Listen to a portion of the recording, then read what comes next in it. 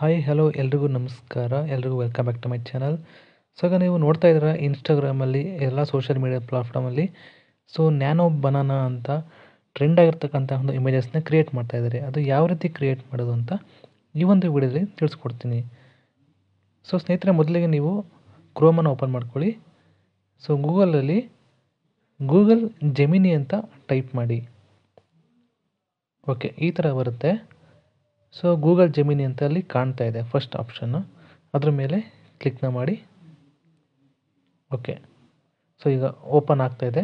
Okay ಸ್ನೇಹಿತರೆ, ಈಗ Google gemini ಅನ್ನೋದು ಓಪನ್ ಆಗಿದೆ.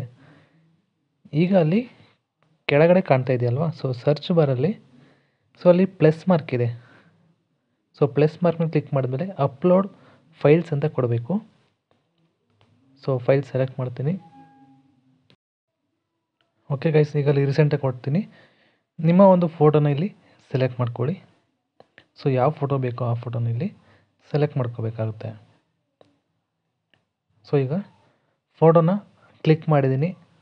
ಸ್ನೇಹಿತರೆ, ಈಗ ನೆಕ್ಸ್ಟ್ ಏನು ಮಾಡಬೇಕಂದ್ರೆ ಇದೇ ಒಂದು ಇಂಪಾರ್ಟೆಂಟ್ ಸ್ಟೆಪ್ ಆಗಿರುತ್ತೆ. ಇಲ್ಲಿ ಪ್ರಾಂಪ್ಟ್ನ ನೀವು ಟೈಪ್ ಮಾಡಬೇಕಾಗಿರುತ್ತೆ. ಈ ಒಂದು ಪ್ರಾಂಪ್ಟ್ನ ನಾನು ಇಲ್ಲಿ ಡಿಸ್ಕ್ರಿಪ್ಷನಲ್ಲಿ ಅಥವಾ ಕಮೆಂಟಲ್ಲಿ ಹಾಕಿರ್ತೀನಿ. ಅದನ್ನು ನೀವು ಕಾಪಿ ಮಾಡಿಕೊಂಡು ಪೇಸ್ಟ್ ಮಾಡ್ಕೋಬೋದು. ಇಷ್ಟೊಂದು ಟೈಪ್ ಮಾಡೋಕ್ಕೆ ಅದನ್ನು ಆಗೋದಿಲ್ಲ.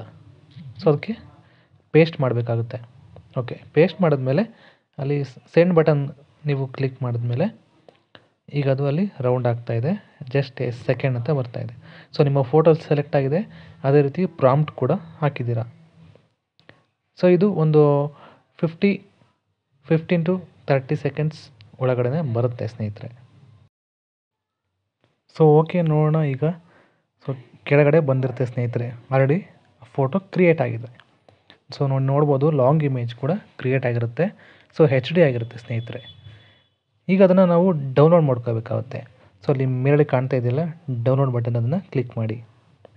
ಇಷ್ಟೇ ಸ್ನೇಹಿತರೆ, ಈ ಒಂದು ಇಮೇಜಸ್ನ ಈ ರೀತಿ ಕ್ರಿಯೇಟ್ ಮಾಡ್ಬೋದಾಗಿರುತ್ತೆ ಗೂಗಲ್ ಜೆಮಿನಿಯಲ್ಲಿ. ವಿಡಿಯೋ ನೋಡೋದಕ್ಕೋಸ್ಕರ ಥ್ಯಾಂಕ್ ಯು ಎಲ್ಲರಿಗೂ. ಬಾಯ್.